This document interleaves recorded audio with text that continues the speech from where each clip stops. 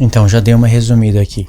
Páscoa, asmos, primícias, Pentecoste, trombetas, expiação pelos pecados e tabernáculos. Isso era o ciclo de um ano do povo de Israel. Somente esse ciclo de um ano já profetizava todo o evento da obra de Cristo. Na sexta etapa das festas, onde o povo tem o pecado expiado, através da Arca da Aliança, chamada de Arca do Testemunho, o sumo sacerdote conduzia o povo para a festa dos tabernáculos. Aqui profetiza o fim. Depois que esse ciclo rodasse 7 vezes, já teriam se passado 49 anos. 7 vezes 7 semanas de anos, já teria passado 49 anos. Depois que esse ciclo rodasse 7 vezes, no ano jubileu, Deus queria que passasse trombeta em toda a terra, e esse ano era um ano sabático, era um ano de descanso. Então os escravos saíam livres, havia restituição, havia um monte de obras de justiça. Era um ano aceitável do Senhor. E nesse dia, Deus fez uma ligação com isso daqui. Eu não sei se vai ficar muito rabisco aí para você, mas Deus fez uma ligação com isso daqui, porque Deus destacou e disse assim: no ano jubileu, no dia da expiação pelos pecados, é para se tocar trombeta. Então, o que Deus fez? Deus ligou a festa das primícias, chamada de festa das semanas, com semanas de anos, 7 vezes 7 semanas de anos, com expiação dos pecados. Você entende que Deus ligou isso? Por que Deus ligou? Porque 7 vezes 7 semanas de anos nos lembra a primícias. 7 vezes 7 semanas, não de anos, mas semanas, dando 49 dias, aqui dando 49 anos. E aqui é o Pentecoste, ou aqui é o jubileu, não é? Aqui é o Pentecoste, aqui é o jubileu. Então Deus ligou através dos nomes, das datas, dos números. E aí Deus falou nesse ano, e o dia que Deus destacou foi a expiação dos pecados. Nesse dia se passará uma grande trombeta em Israel. Essa trombeta é quando Cristo vem. Por que é quando Cristo vem? Essa é a última trombeta. Ou seja, Paulo já entendeu a última trombeta, que é falada lá em 1 Coríntios 15, vamos pôr aqui, né? 1 Coríntios 15, ele fala da ressurreição, do arrebatamento na última trombeta. Ele já entendeu isso pelo ciclo das festas. Isso é maravilhoso, isso é formidável, quando você entende realmente isso. Por que aqui é a vinda de Cristo? Já em um ciclo, em um ano, aqui já era profetizada a vinda de Cristo. Aqui já era profetizada a vinda. Aqui tinha toque de trombetas. Em todas as festas tinha toque de trombetas. Isso está em Números 10. Lê lá depois. Em todas as festas, nos sacrifícios, nos dias alegres, tinha toque de trombetas. Fora aquele dia específico, né? Fora esse dia aqui, ó. Tinha trombetas. Fora esse dia, Deus queria que tocasse trombetas em todas as festas. Aí você se pergunta, por quê? Quando você lê isso daqui e meditar, você vai entender o porquê que tem que ter toque de trombetas. Mas nesse dia em especial, depois que se rodasse esse ciclo 7 vezes, dando semanas de anos, nesse dia aqui haveria uma grande trombeta. E depois de 7 vezes 7 anos, cuidado para não esquecer isso, era o ano do jubileu. Aí quando o povo recebesse a expiação pelos pecados, eles iriam para a festa dos tabernáculos. E aí acabava o ciclo total. Começava novamente o povo a contar Páscoa, asmos, primícias, Pentecoste, trombetas, expiação pelos pecados, tabernáculos. Um ano. De novo, o segundo ano. Terceiro ano. Quarto. Quinto. Sexto. Sétimo ano. Depois de 7 vezes rodado o ciclo das festas, aqui já daria 49 anos. Aí viria o ano jubileu. Aí nesse dia, a expiação dos pecados, a grande trombeta. E então, a última festa dos tabernáculos. Era assim. Então já tinha um ciclo. Tudo isso daqui é um ciclo. Mas quando desce, vou repetir, né? Você repetitivo, para você gravar bem isso na mente. Quando isso se completasse 7 vezes 7, ou seja, quando o povo praticasse isso daqui 7 vezes 7, aí viria o grande dia de trombeta. Agora eu vou explicar o porquê que é a vinda de Cristo. Vou explicar com mais detalhe. Só para, antes de eu apagar, nesse grande dia aqui, né, no ano do jubileu, o povo recebia a expiação pelos pecados e ia para a festa dos tabernáculos. Cadê? Aqui. Ia para a festa dos tabernáculos. E aí aqui era profetizado, né, depois de tudo calculado, somado a lei, os salmos, os profetas, tudo, aí sim viria tudo isso daqui, ó.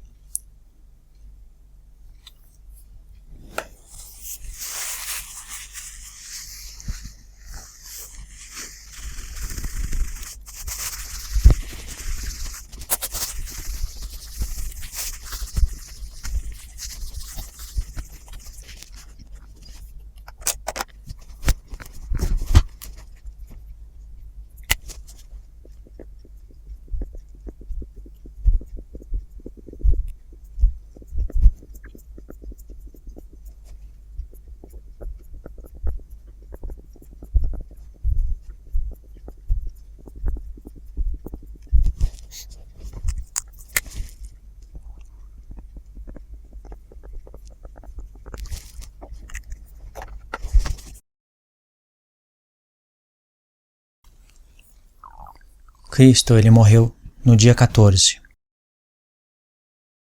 Aqui ele morreu. Ele ressuscitou o terceiro dia. Dia 17. Quando ele ressuscitou, no dia 17, ainda estava aqui, ó, na festa dos asmos. Ué, mas a ressurreição não é nas primícias? Sim, ele ressuscitou ao terceiro dia. E Paulo diz que ele foi feito às primícias. Ele ressuscitou no sábado e não no domingo. Isso eu não vou explicar nesse vídeo. Porque aqui na Bíblia está escrito primeiro dia da semana, mas no grego e no hebraico está escrito sábado. Ele ressuscitou no sábado. Por quê? Porque o terceiro dia e o sétimo estão conectados para Deus. No livro da lei diz, aquele que não se purificar no terceiro dia, não será achado santo no sétimo. Esse sétimo, aqui é a ressurreição de Cristo, e aqui fala do milênio. Ele ressuscitou aqui em algum dia desses, dos asmos, e foi feito primícias. Depois que ele ressuscitou, ele ainda ficou 40 dias com seus discípulos. Agora olha que interessante, morreu no dia 14. Ele se afastou de todo o pecado. Ele morreu por causa do pecado do povo.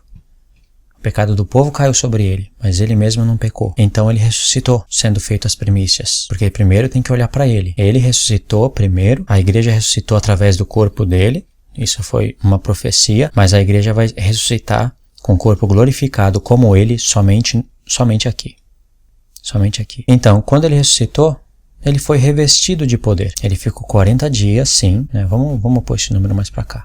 Ele ficou 40 dias na terra, mas ressuscitou revestido de poder. Aliás, todo o poder no céu e na terra foi dado para ele. E quando ele ressuscitou, ele ficou 40 dias ensinando as coisas do reino, ensinando as coisas aqui, ó, para os seus discípulos. Isso quer dizer que Jesus tocou trombetas. Quando você estuda o ministério das trombetas, na lei, no Salmo e nos profetas, você vai ver que isso é pregar o Evangelho. E aqui que está o ponto que as pessoas não conseguem entender. Ele ressuscitou e ascendeu até a destra de Deus, certo? O que isso significa? Que ele foi trabalhar nesse ponto aqui.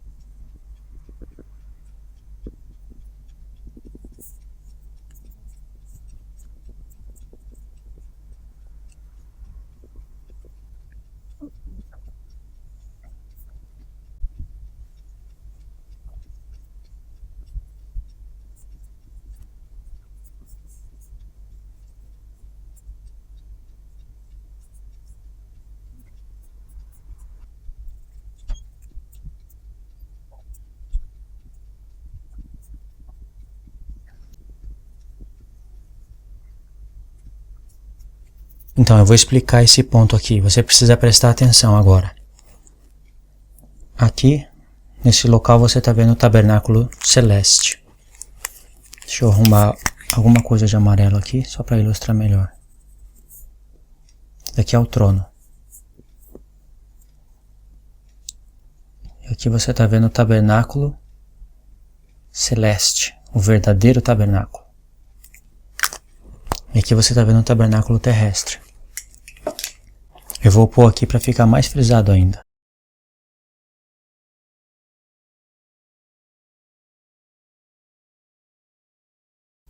Quando você estuda Hebreus e você entende as festas, você entende a lei e os profetas, você entende a mentalidade do escritor de Hebreus. Você vai ver que desde Hebreus 1 até Hebreus 13, o escritor de Hebreus está falando desse dia aqui, ó, desse dia da expiação. Você não vai ver a palavra festa na epístola de Hebreus, mas o escritor de Hebreus está falando das festas. Ele fala, logo no começo da carta, ele diz, tendo Cristo feito a expiação pelos pecados, se assentou à destra de Deus. O tema focal da epístola de Hebreus é mostrar que Jesus, ele foi feito sumo sacerdote eterno. Isso por causa que o povo estava atrasado no livro da lei e não tinha entendido o tempo de transição das alianças e estava recebendo propiciação pelos pecados em um tabernáculo terrestre, mesmo depois que receberam o Messias, e havia se passado muitos anos e eles ainda não estavam entendendo essas coisas. Esse é o tema focal. Por isso que quando chega em Hebreus 8, verso 1, o escritor de Hebreus vai falar, a suma das coisas que temos dito até agora é que nós temos um sumo sacerdote assentado à destra de Deus, ministro do verdadeiro santuário que o Senhor erigiu, não os homens. Quando ele fala verdadeiro santuário, ele não está falando que o de baixo era falso, mas sim que era sombras. E de fato, quando você vai ler até o verso 5, ele vai explicar sobre essas coisas aqui. Que Deus falou para Moisés, faça conforme tudo o que foi te mostrado no monte. E ele vai explicar que os dons que se fazem aqui e até aqui são sombras das coisas futuras, das coisas celestes. Aí quando chega em Hebreus 9, você vai ver que até do 1 até o final, você vai ver que ele vai falar detalhes desse dia aqui, que todos os dias entravam os sacerdotes aqui, mas só uma vez por ano o sumo sacerdote entrava aqui, e não sem sangue, fazia sacrifício primeiro pelos seus próprios pecados, depois pelos do povo, e aí ele vai explicando coisas. Quando chega em Hebreus 9, verso 15, mais ou menos, se eu não me engano, ele vai falar que Jesus, ele entrou em um santuário, não feito por mãos de homens, mas no céu, ou seja, além dele ter mostrado que o santuário era terrestre e sombras, ele ainda mostrou que o céu é o verdadeiro. E quando ele fala que Cristo não entrou em um santuário feito por mãos de homens, mas fez uma redenção eterna por nós, quando entrou aqui, sabe o que ele tem na mente? Eu não escrevi aqui, mas vê que em Hebreus 4 ele vai falar que Jesus é o sumo sacerdote. Vai falar muitas coisas, mas você vê que a intenção do escritor de Hebreus é mostrar que Jesus é o sumo sacerdote que está à destra de Deus. Aí você vai ver então que o sumo sacerdote, uma vez no ano, nesse ponto aqui, ele entrava no Santo dos Santos para fazer propiciação pelos pecados dos filhos de Israel. Era uma expiação onde todos os pecados do ano eram apagados. Eu expliquei com um pouquinho de outros detalhes num outro vídeo. Você tem que anexar os dois. Eu vou tentar deixar o link aí anexado para você assistir o outro também. E aí o sumo sacerdote fazia o que tinha que fazer, vê que ele passava pelo véu, ele só podia passar por aqui uma vez no ano, uma só vez. O incenso que era queimado aqui nesse altar era queimado todos os dias, 2 vezes ao dia. Uma de manhã e uma à tarde. Isso era sacrifício contínuo, mas só uma vez no ano o incensário tinha que entrar aqui dentro e a fumaça que subia do incensário tinha que cobrir o propiciatório para que Arão não morresse. Aí o sumo sacerdote entrava aqui, oferecia o incenso, aspergia sangue na Arca da Aliança 7 vezes. Isso era nesse ponto aqui. E o escritor de Hebreus entendeu que a entrada do sumo sacerdote aqui representava a entrada de Cristo aqui. Porque aqui era o Santo dos Santos. Aqui era o Santo dos Santos. Aqui é onde estava a Arca da Aliança. Aqui era representada a glória de Deus. E Deus diz que tem um tabernáculo no céu. E a Arca da Aliança é o trono. Deus é o que habita no meio dos querubins. Não está escrito isso nos profetas, nos salmos? Mas você vê que Deus fala que tem um tabernáculo no céu. E lá você vê que ele é cercado de 4 querubins. Então, somando essas coisas, o escritor de Hebreus viu que isso daqui é a figura do céu. Então, depois que Jesus ressuscitou, primícias, ficou 40 dias, foi revestido de poder, né, por intermédio da ressurreição. Ficou 40 dias na terra ainda, tocando trombetas, falando as coisas do evangelho para os seus discípulos. Depois disso, ele ascendeu aos céus. Isso estava profetizado em Daniel 7. O Filho do Homem que ascendeu e chegou até o Ancião de Dias. E para quê? Você tem que ler também o Salmo 110. Eu sempre falo isso. assenta-te à minha direita, até que eu ponho todos os teus inimigos por estrado dos teus pés. E no verso 4 diz, tu és sacerdote eterno, segundo a ordem de Melquisedeque. Ou seja, o sumo sacerdote qual é o maior objetivo do sumo sacerdote? Expiar os pecados do povo. Então, Jesus ascendendo até o Santo dos Santos, o verdadeiro santuário, estava representado quando o sumo sacerdote passava pelo véu. Aí o escritor de Hebreus fala que Cristo nos abriu o caminho para o Santo dos Santos. Aí ele fala, pela sua própria carne. Quer dizer que esse véu do testemunho representava a carne de Cristo, o corpo dele. E depois eu explico o porquê. E a gente tem que entender. E tem versos para entender de onde que o escritor entendeu isso, já que todo o tabernáculo era a figura do corpo de Cristo. Quando o sumo sacerdote passava por aqui uma só vez no ano, era Cristo entrando no Santo dos Santos. Quando o sumo sacerdote saía, isso você entendeu, né? Isso está em Hebreus 9, não precisa de eu ficar dando muita volta aqui. Isso está em Hebreus 9, está escrito. Quando o sumo sacerdote saía, lembra que isso daqui era no mês 7, dia 10, o dia mais importante do ano para Deus e para o povo. Tanto é que no ciclo das festas havia 7 descansos. E de todos esses 7 descansos, aqui Deus falou que se alguém fizesse alguma obra nesse dia de descanso, ele iria destruir essa pessoa do povo. E falou no singular ainda. Embora não apareça aqui nesse mapa mental, são 7 descansos nessa temporada das festas, que são 7 pontos. E toda essa temporada aqui que você está vendo se realiza em 7 meses. Começa no mês 1, dia 14, e vai até o mês 7, dia 22. E quando você vai contar, são 7 sábados de descanso, não o 7º dia da semana, fora esses. São 7 sábados de descanso que cai no meio da semana. Mas somente aqui, no dia da expiação, que Deus disse que se alguém fizesse alguma obra, Deus iria destruir o povo. Não é que os outros sábados não tinha valor e podia fazer obra, mas é que aqui Deus estava chamando a atenção do povo, para mostrar que é um dia muito importante. E também, se alguém não se humilhasse nesse dia todo mundo tinha que estar atento aqui em volta do tabernáculo. Isso também faz você entender o que está acontecendo em Apocalipse capítulo 8, quando o anjo vai oferecer o incenso daqui diante de Deus. E houve meia hora de silêncio no céu. É um momento muito importante, porque é o momento em que Deus ia decretar o perdão de todo o povo. E aí o sumo sacerdote saía daqui, e quando ele saía ao encontro do povo, havia alegria. Até o momento em que ele estava expiando os pecados, o povo tinha que fazer silêncio, o povo tinha que ficar em oração. Mas quando ele saía com a obra realizada, tinha alegria. O povo, além de ter toque de trombetas, tinha alegria, porque o povo ia ser introduzido para a festa dos tabernáculos com os pecados expiados e com todas aquelas maravilhas que eu não falei aqui nesse estudo, mas eu falei no outro estudo, ok? Então, esse era o dia mais importante do ciclo das festas, porque envolvia a Arca da Aliança. Era aqui que era expiada a iniquidade. E se você entende sobre o que significa o tabernáculo do testemunho, qual é o testemunho da Arca da Aliança, o testemunho das tábuas de pedra que estava aqui dentro da arca, o testemunho do véu, aí você está entendendo melhor ainda o que eu estou querendo dizer. Ainda tem mais um ponto muito importante para você entender o porquê que era o dia mais importante para Deus. Quando o sumo sacerdote entrava pelo véu e entrava no Santo dos Santos, ele fazia sacrifício pelos pecados do povo, com sangue de animais e também pelos seus próprios pecados, e ele entrava todas as vezes. Não era uma expiação eterna. Aí o escritor de Hebreus, vendo isso, em Hebreus 9, vamos destacar aqui Hebreus 9, do 1 ao 15, e tem que ler em diante também. Aí ele fala, Cristo não entrou em um santuário feito por mãos de homens, mas no mesmo céu, tendo feito uma redenção eterna. Ou seja, o escritor de Hebreus tinha em mente que ainda Cristo tinha que ter todos os inimigos debaixo dos seus pés, e um dia ele ia sair desse santuário, ele ia voltar. Cristo ascendeu aos céus, que é o Filho do Homem. No Salmo 110 ele ascendeu aos céus, e para Cristo ascender aos céus ele passou pela sua própria carne, ou seja, ele morreu e ressuscitou.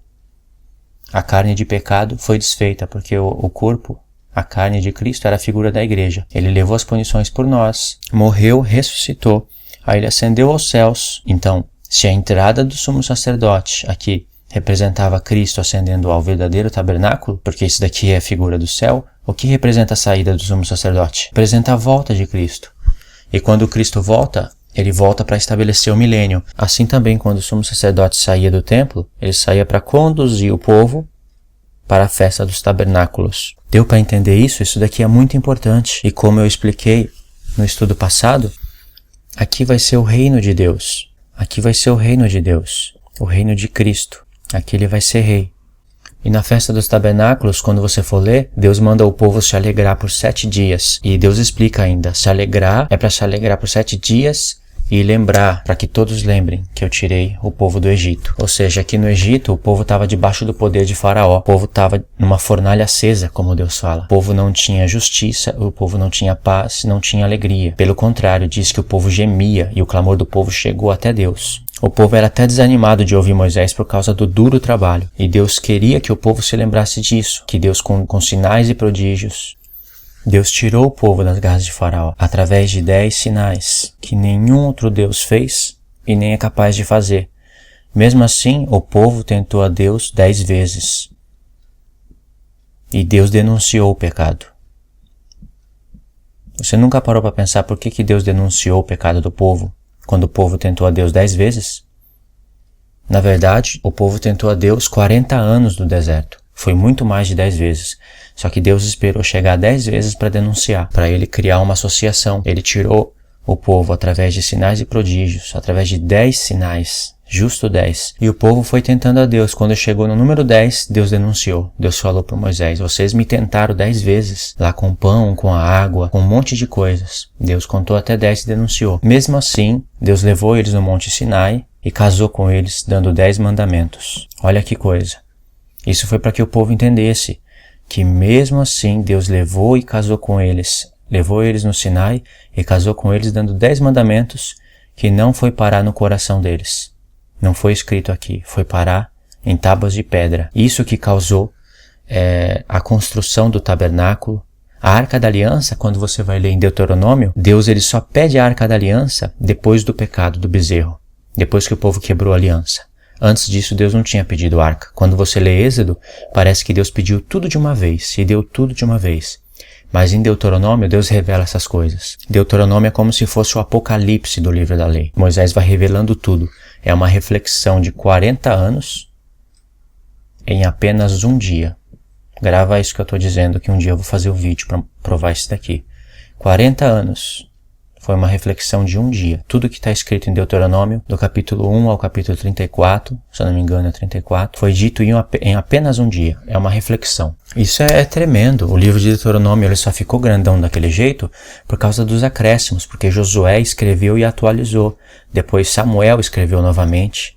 Quando você entende essas coisas, é tremendo. E foi justo Moisés que no Salmo 90 falou para Deus, ajuda-nos a contar o dia das nossas vidas para que a gente alcance o coração sábio. E é justo nesse salmo que Deus fala que a vida do homem chega somente a 70, quando muito 80 anos.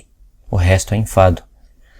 É claro que o homem vive um pouco mais, mas aí já é uma velhice, onde não enxerga direito, não escuta direito. Ajuda-nos a contar, Senhor, os dias da nossa vida para que a gente alcance um coração sábio. O que Moisés está dizendo? E aí ele fala que, nesse mesmo salmo, que um dia para Deus é como 1000 anos. Ou melhor, 1000 anos é como um dia. Tanto faz. Que é revelação para se interpretar, o livro da lei também. E aqui, o tabernáculo. Então Moisés alcançou um coração sábio, porque quando chegou depois de 40 anos no deserto, Moisés fez uma reflexão. Não me lembro bem se era 3 dias antes ou era no dia que eles iam entrar para possuir a terra. Mesmo assim, teria que lutar lá na terra durante muito tempo. Mas o fato é que houve uma reflexão dos 40 anos. Moisés contou os dias. Moisés gravou tudo o que o povo fez no deserto, a desobediência do povo, e depois estava ensinando para o povo. Quando vocês entrarem na terra, vocês não vão fazer como fizeram no deserto. Até aqui vocês têm feito o que quiseram. Quando entrar na terra não vai ser assim. Então vocês têm que guardar a lei. Aí Moisés começa a relembrar o povo e no desenrolar do discurso de Moisés, ele começa a revelar coisas sobre a arca, sobre as tábuas de pedra, sobre o tabernáculo. É lá que Moisés fala que depois que o povo pecou, Deus pediu a arca da aliança e aí foi construído. Deus pediu o tabernáculo do testemunho. Quando você lê isso em Êxodo, você não consegue discernir os tempos. Então, deu para entender? Olhando primeiramente para Cristo, ele morreu na Páscoa. no dia 14. Ele passou pelos asmos, porque a Páscoa é chamada de asmos. Ele se afastou de todo o pecado. E aí ele ressuscitou, sendo feito as primícias. Aqui ele foi revestido de poder. Aliás, de todo o poder, no céu e na terra. Através da ressurreição, ele é revestido de poder. Então ele ficou 40 dias na terra, anunciando o evangelho para os discípulos. O próprio Jesus tocou trombetas. Ah, mas Jesus não anunciou o evangelho antes da sua morte? Sim, mas aqui nós estamos falando depois da ressurreição dele, seguindo a sequência das festas. Jesus, antes de morrer, ele disse, eu sou a ressurreição e a vida, mas ele nem havia morrido ainda. Então aqui nós estamos seguindo o ministério das festas. Depois de 40 dias, ele ascendeu aos céus, não foi? Para que ele ascendeu aos céus? Você vai ver que ele ascendeu aos céus depois de 40 dias, e 10 dias depois iria ser o Pentecoste. Você vê que o tempo dele e o tempo da igreja é diferente. Aqui no Pentecoste, ele derramou o Espírito Santo sobre a igreja. Mas ele já havia ascendido aos céus. Ele já tinha feito aqui, entrado aqui, para ser sumo sacerdote. E ele está aqui até agora. Jesus, ele está cumprindo esse ministério. Ele está aplicando as festas na igreja. Aí você vê que quando der o tempo dele sair, ele vai sair para introduzir o povo para os tabernáculos, que é o milênio. E aí sim acontece a ressurreição. Quando a igreja ressuscitar, o pecado de todos vai aparecer expiado. Porque ainda o povo está pecando. Ele está à destra de Deus, intercedendo pelo povo. E Pedro mesmo fala que nós somos chamados para a aspersão do sangue. Pode ver na epístola de Pedro, logo no começo. Chamado para a aspersão do sangue. De onde ele tirou isso? De onde ele tirou essa ideia de aspersão do sangue? Isso daqui vem daqui, ó, da Arca da Aliança, onde o sumo sacerdote aspergia sangue na Arca da Aliança 7 vezes. Pedro fala, vocês foram chamados para isso, porque Pedro entendeu que Jesus ascendeu aos céus e estava aqui no verdadeiro santuário como sumo sacerdote, cuidando das 7 igrejas. Pedro entendeu isso. Ah, mas Pedro não recebeu o Apocalipse, como é que ele sabe das 7 igrejas? Não importa, as 7 igrejas foi dado para o povo posteriormente. Todo o povo de Deus estava representado aqui. O que importa é que Pedro sabia que Jesus estava como sumo sacerdote à destra de Deus. João também fala que ele é a propiciação pelos nossos pecados. João fala isso 2 vezes. E Paulo também fala. De onde foi tirada a ideia da propiciação? Daqui, da Arca da Aliança. Então quando Jesus voltar, a mesma coisa que acontecia na lei. O sumo sacerdote saía do templo e conduzia o povo para o tabernáculo. Então o povo ainda está entrando em aliança com Deus. Aqui é o tempo da igreja. Está se apartando dos pecados. Ao mesmo tempo, o povo está procurando viver vida de ressurreição. Paulo fala aqui em Colossenses 3, ele fala isso. Paulo disse, já ressuscitaste com Cristo, buscai as coisas que são do alto, onde Cristo está assentado, não nas coisas da terra. Ele fala, pensai nas coisas do alto, e não nas que são da terra, porque vocês morreram e a vossa vida está oculta com Cristo em Deus. Você vê que Paulo está falando, pensa nas coisas do alto, onde Cristo está sentado, busca elas. Como é que nós vamos buscar elas, sendo que nós não temos acesso ao céu? Nós não podemos ver, nós não podemos buscar nada lá. Paulo está falando isso para você buscar através da lei, buscar Cristo através disso daqui. O Espírito Santo foi derramado para você entender isso. Ele fala, pensa nessas coisas, onde Cristo está sentado, como sumo sacerdote, ou seja, pensa no sumo sacerdote, entenda o ministério dele. E para você entender essas coisas, você precisa do livro da lei. Impossível entender Apocalipse sem o livro da lei. E então, Cristo vai derramando o Espírito Santo sobre homens de todos os povos, línguas e nações. E aí esses homens recebem o derramamento do Espírito Santo, eles são revestidos de poder.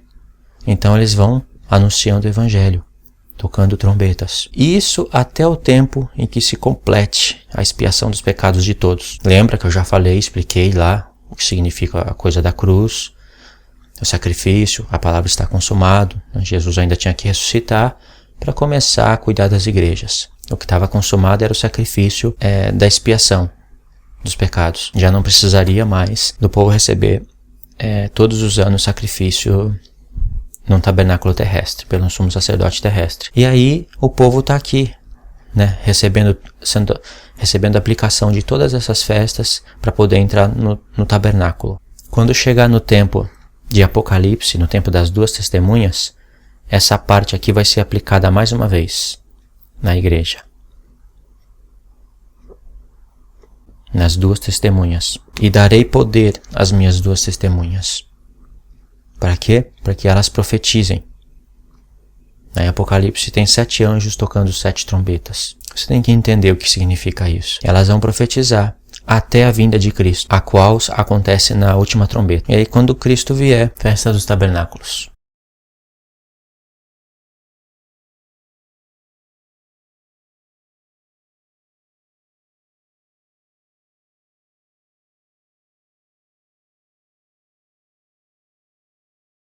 Lembra que eu falei das 3 festas?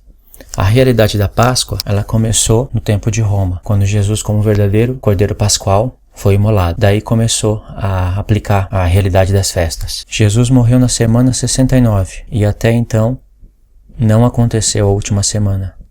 A última semana vai acontecer mais ou menos aqui. Aqui vai acontecer a última semana. Isso eu expliquei em outro vídeo. É um vídeo que ainda não terminei, mas eu já expliquei aqui bastante coisa. Você tem que somar os vídeos para entender.